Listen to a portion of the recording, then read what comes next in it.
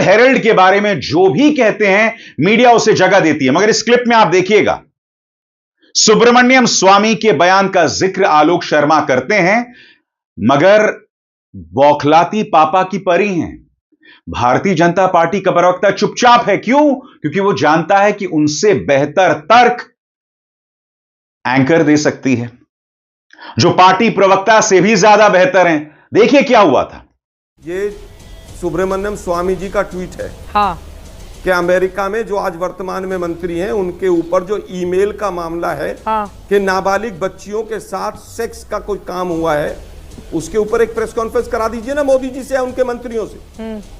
पता चल जाएगा देश को किस तरह की सरकार ये लोग चला रहे हैं। सुब्रमण्यम स्वामी को सीरियसली नहीं लेते हैं। उनसे भी देखा है दबाव कभी डालकर सुब्रमण्यम स्वामी के बयान पर कुछ बोलते हुए सरकार को? ये लोग नहीं लेते हैं सीरियसली उनको।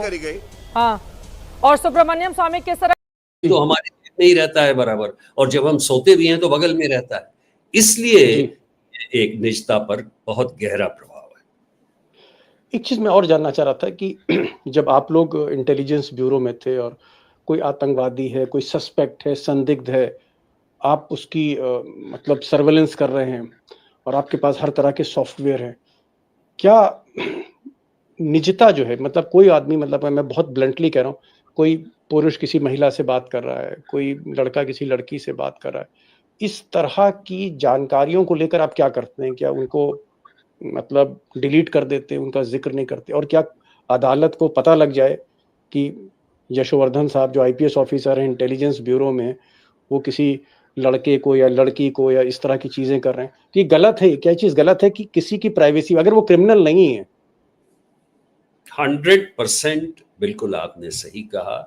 किसी क्या की सबसे बड़ी खुफिया एजेंसी सरकार की, उसके स्पेशल डायरेक्टर रहे यशोवर्धन आजाद साहब, आईपीएस ऑफिसर रहे मध्य प्रदेश काडर के, और इन्होंने कई ऐसे ऑपरेशन किए जहां पर टेलीफोन टैपिंग हुई, सब कुछ हुआ। खुलकर बोलते हैं, साफ बोलते हैं, एक्सपर्ट हैं, सुप्रीम कोर्ट से लेकर तमाम संस्थाएं इनकी एडवाइस लेती हैं। आज मैंने इनको बुलाया है, इनकी बातों को गौर से सुनिए और किसी को फिर सुनने की जरूरत नहीं होगी। यशोवर्धन जी, मैं तो कहूँगा कि अगर इस सब्जेक्ट पे कोई बोल सकता है तो आप ही हैं, वन ऑफ द एक्सपर्ट्स। आप इंटेलिजेंस एजेंसीज में रहे, सिक्योरिटी में रहे, सर्वेलेंस वगैरह सब आपने करा है। मैं जानना चाह रहा था कि ठीक है, आप लोग सर्वेलेंस करते हैं, जब आप जासूसी करते हैं तो कोई बड़ा टारगेट हो, कोई इस तरह का कोई बहुत बड़ा टेररिस्ट हो, तब आप लोग करें तो ठीक है, लेकिन सामान्य आदमी, हम जैसे सामान्य लोग, घर गृहस्थी संभालने वाले या फिर जो भी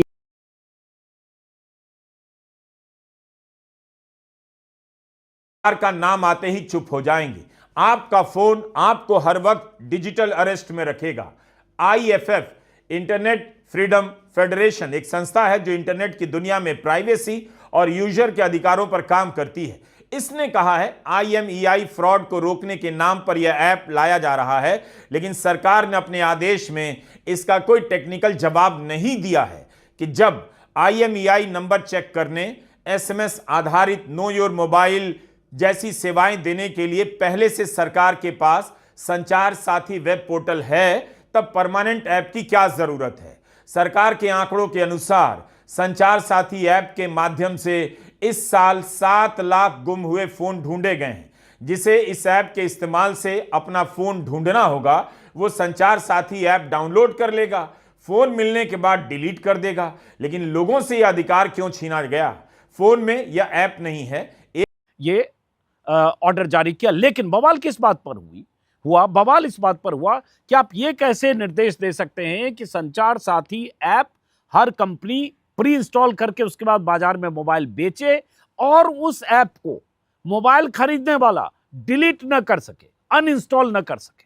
और इसी के साथ बहुत तरह की आशंकाओं की बात होने लगी। विपक्ष के नेताओं के लगातार कल देर शाम से लेकर आज संसद में बहुत सारे नेताओं के, प्रियंका गांधी ने कहा कि प्राइवेसी पर हमला है, ये जासूसी ऐप है, हर नागरिक की निगरानी करना सरकार की मंशा है, साइबर धोखाधड़ी की रिपोर्टिंग के लिए सिस्टम जरूरी है, लेकिन सरकार का यह आदेश लोगों की निजी जिंदगी में अनावश्यक दखल जैसा है। अखिलेश यादव, हर पार्टी के नेता ने, विपक्ष के नेताओं ने लगातार सवाल उठाए कि अगर ऐसा कोई ऐप पहले से इंस्टॉल होगा, मोदी सरकार की मंशा पर 100 सवाल पहले से उठते हैं। इसी देश में पेगासस की कहानियां हम सब ने 3 साल पहले 4 साल पहले सुनी थी कि कैसे पेगासस के जरिए बहुत सारे लोगों की जी हाँ दोस्तों, सरकार का एक नया खेल आया है।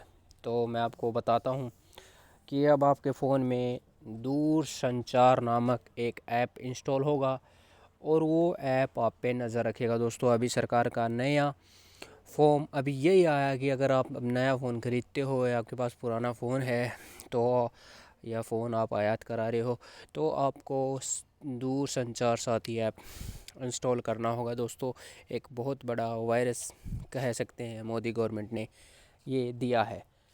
इससे कहा यह जा रहा है कि यह फ्रॉड रोकने के लिए है दोस्तों। बट मैं एक बात पूछना चाहता हूं दोस्तों, अगर फ्रॉड रोकने के लिए इस तरह के ऐप इंस्टॉल हो रहे हैं दोस्तों और उनसे फ्रॉड रुक रहा है दोस्तों, बट दूसरी तरफ दोस्तों सरकार के पास हमारी सारी इंफॉर्मेशन भी जा रही है दोस्तों, कहीं ना कहीं हमारी सिक्योरिटी को ख़तरा भी हो सकता है दोस्तों, ठीक है। और इससे भारतीय कंपनियां, जितने विदेशी कंपनियां दोस्तों, उन्होंने कहा है कि हम ये जो ऐप है वो यहाँ पर अपने फ़ोन में इंस्टॉल नहीं करेंगे। हालांकि एप्पल ने तो बोल दिया कि हम ये जो है हमारे इसमें नहीं डालेंगे। बात सच्ची है दोस्तों, अगर एप्पल ने मना कर दिया है दोस्तों कि वो नहीं डालेगा तो नहीं डालेगा, ठीक है दोस्तों। और इतनी हिम्मत नहीं है दोस्तों आप एक एप्पल को कह सको कि आप यहाँ से चले जाओ दोस्तों, ठीक है, क्योंकि रोज़गार है दोस्तों। अगर कल वीवो ओप्पो उठ के चले गए इंडिया से तो कहीं ना कहीं ये भारतीय इकनॉमी के लिए ख़तरा है दोस्तों। पर जब आप एक अनपढ़ को प्रधानमंत्री की पोस्ट पे पहुंचाते हैं तो कहीं ना कहीं दोस्तों इस तरह की घटनाएं होना लाजमी है दोस्तों, ठीक है। तो इस तरह की घटनाएं हो सकती हैं। अभी देखते हैं दोस्तों क्या कुछ इस पे फैसला होगा। बट अब यही है दोस्तों। तब जितने भी लोग हैं हमारे चैनल को देख रहे हैं तो भाई कृपया करके चैनल सब्सक्राइब कर लो ताकि हर वीडियो का जो नोटिफिकेशन वो आप तक पहुंचता रहे दोस्तों, ठीक है। अगर नोटिफिकेशन आप तक पहुंचेगा दोस्तों तो तभी हम इस तरह की वीडियो आपके लिए लाते रहेंगे। तो जितने भी हैं दोस्तों हमारे चैनल को सब्सक्राइब कर लो, ठीक है, और ज़्यादा से ज़्यादा वीडियो देखो, शेयर करो और हमें सपोर्ट करो दोस्तों। जय हिंद दोस्तों।